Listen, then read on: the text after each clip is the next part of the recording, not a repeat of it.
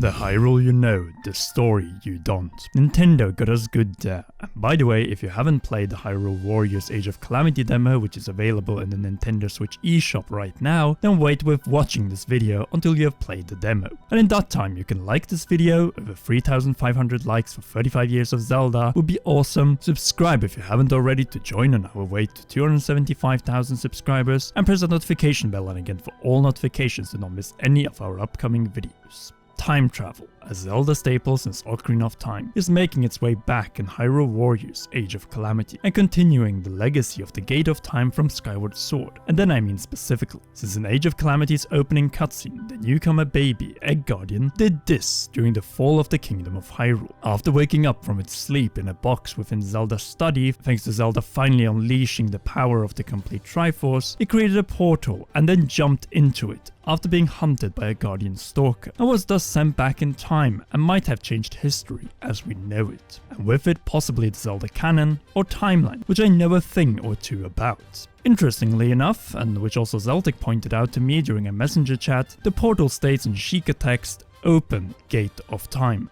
The Gate of Time from the Legend of Zelda Skyward Sword? It could be, as it has the same cog-like design like that one, though we will have to wait for confirmation as more than that wasn't implied in the demo. Anyway, let's just halt there for a moment and take in what this opening really means, since we could have another timeline split in the Zelda series, much like how the ending in Ocarina of Time created the adult and child timelines. The hero of time being sent back to the past to relive his childhood and warning child Princess Zelda about the near future downfall of the Kingdom of Hyrule due to Ganondorf. And as we have also learned from Back to the Future, Avengers Endgame and most recently Final Fantasy VII Remake, going from the future back to the past to change it means that you're not going back to your own past but a different past and creating a different future. A new timeline branch, much like what was the case in Ocarina of Time, as the child timeline was not created until Link was sent back to the past. Still, the difference between Age of Calamity and Ocarina of Time is that it is a small guardian and not a hero who is being sent back to the past to change, and that it happens in the beginning of the game instead at the very end of it. In other words, a first in the Zelda series. By doing so, we won't only have to speculate about a new branch from the original one, we know that this is a new one. One that could confirm the old theory I had about the Zelda timeline becoming a compilation of splits and merges of branches. First being unified, then splitting before merging back to a unified line before splitting again. Not only that, it could, if done right, result in a whole new line of Zelda games placed in one of two branches, much like the outcome of the battles against Ganondorf in Ocarina of Time. See, the split in Ocarina of Time is still more complex than in Age of Calamity, though at the same time, how do you change the past? By convincing the individuals found within it to change their future, mostly by telling or showing them evidence that you're actually from the future. In the case of Ocarina of Time, that was the Triforce of Courage, while in Age of Calamity, it is the visual data from the Guardian's memory loaded into the Sheikah slate. Well, that, rising the Sheikah towers, and making it possible for more than one wielder to use any of the powers in the Sheikah slate, which are amplified by the power of such ancient relics. But a meager fragment of such technology. I see. That explains why all of us were able to use the Sheikah slate. In addition, this here doohickey is loaded with data. Information we can't even fathom. Still, images of the destroyed heart of the Kingdom of Hyrule is what drives the story in a different direction in Age of Calamity, and thus away from Breath of the Wild. Even if the Egg Guardian would ultimately fail in preventing the downfall, it will still be a different timeline, as the past has already been altered by the arrival and influence of the Egg Guardian. While that, Sheikah towers activating in the past, and Ganon's malice corrupting Sheikah technology long before it happened in the memories in Breath of the Wild. There is a reason for it though, as following the Egg Guardian was pure malice, controlled by the imprisoned Ganondorf deep beneath the ground. Now both of them, Sheikah technology and malice, are traveling through time. There really is a theme of yin and yang here. One cannot exist without the other, and together they are the emphasis of a harmony. Right, I think that sums up what we saw in Age of Calamity's demo quite nicely, and how the timeline could be split again thanks to a time-traveling Egg Guardian that is being chased by malice. So for the rest of the video, let's go over the two outcomes that the arrival of the Egg Guardian might bring, namely some sort of defeat and the possibility of victory for the Kingdom of Hyrule and the champions. Keep in mind, this is no longer the exact prequel story of Breath of the Wild, so even a defeat will be different. Then let's get into it. Option 1, the happy ending. Yes, I just called it that, because everything that results in victory over Calamity Ganon 100 years ago is a happy ending compared to Link collapsing with the Master Sword and not waking up for the next 100 years. Naturally, a happy ending could come in many ways, as at the end of the day, the only thing we need for it is that Link together with Zelda seal the Calamity and the Kingdom of Hyrule is saved. Yes, it would be preferable that the champions and King Rhoam survive, but this isn't a requirement for overall victory. A victory of the war in Age of Calamity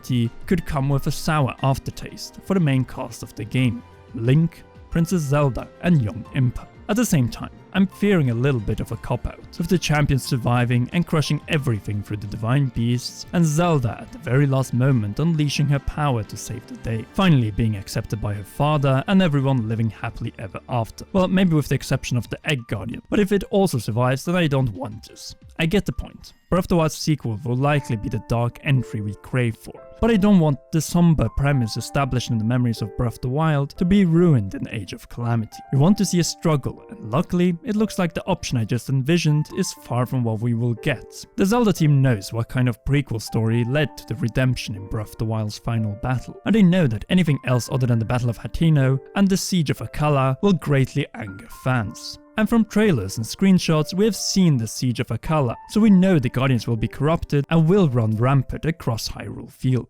Hyrule Castle and Castletown will fall, but we might still end up with a victory as long as Zelda unleashes her power and Link doesn't lose his consciousness. It was after all Link's fall that resulted in a failed outcome and defeat 100 years ago, and that is what we need to focus on, not the king or the champions with their divine beasts. Since as long as Link and Zelda are conscious and Zelda with her power awakened to confront the Calamity, victory is achievable, even surrounded by the burning ruins of Castletown and the fields of central Hyrule. This is the most exciting part. We could get a victory, but one that results in the exact same outcome as in Breath of the Wild's memories, but with one crucial exception: Link not falling. The Egg Guardian may sacrifice itself to keep Link alive, as both him and Zelda are key to a victorious outcome, no matter how depressing it may otherwise be. A victory without the king and the champions still means that Link and Zelda will not be around 100 years later, as they lived on rebuilding the kingdom in their own time instead of potentially the future, and that in itself is already a happier ending than the one found in Breath of the Wild.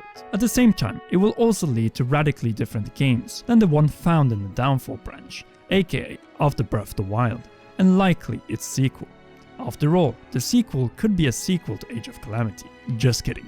Now, let's go over option 2, namely defeat. Despite its greatest efforts, the Egg Guardian, powered by Zelda's wish to the complete Triforce, was unable to change the ultimate outcome found in the memories of Breath of the Wild. Destiny still arrived, crushed everyone's dreams, and left Zelda alone in her confrontation against Calamity Ganon. We might still be in a different timeline branch, but at the end of the day, we still end up with a scenario like the one found in the memories, and through it Breath of the Wild, and then Breath of the Wild's sequel. A defeat that can still be turned into victory, but first 100 years from the defeat. Then you have the option that sends shivers down my spine, an even worse outcome than we saw in the memories in Breath of the Wild, where both the princess and Link fall, or where Link doesn't only lose his consciousness, but also his life, granting us an ending where Princess Zelda sacrifices herself until she can't hold the monstrosity any longer and falls along with the rest of the civilizations of Hyrule 100 years later. In both cases, ending this new timeline branch shortly after the Calamity, or at the latest 100 years after it. There is life in the ruins, but that life is then lost when Zelda loses grip and there's no hero to confront the monstrosity at Hyrule's sanctum. But there's no way that the Zelda team together with the Warriors team of Koei Tecmo would do something like that. Or what do you think? Sound off in the comment section down below about the possible timeline split, different outcomes, the degree of these, and even the evil Egg Guardian which didn't time travel, but which was still deactivated but possibly corrupted by malice. I really hope you can like this video, and if you haven't already subscribed, then turn that red subscribe button grey for more awesome Age of Calamity, Breath of the Wild, and Breath of the Wild 2 videos, and press the notification bell and again for all notifications to not miss any of them. Finally, a big thanks to all our great patrons, and in particular royal producer Charles Shash on patreon.com/commonrealm, which we hope you consider joining. Anyway, please enjoy one or both of these two awesome videos.